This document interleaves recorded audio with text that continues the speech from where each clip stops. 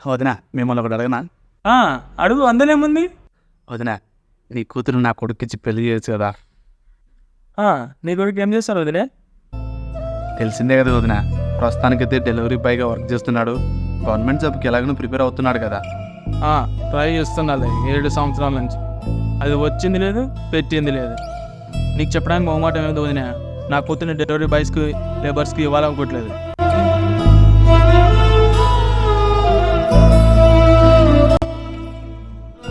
ఏంట్రా అది? తాతయ్య లెటర్ రాశాడా? లేదమ్మా, నేను ఎస్ఐ గారు కరెక్ట్ అయ్యాను. ఇది జాయినింగ్ లెటర్. వదినా, నా కూతురు నేటి పడలే కదా, నాకనేది ఏది మనసు పెట్టుకోకు. చాలు ఒక డెలివరీ బాయ్ అయితే నా లాంటి వాడికి నీ కూతురు నుంచి పెళ్లి చేస్తావా?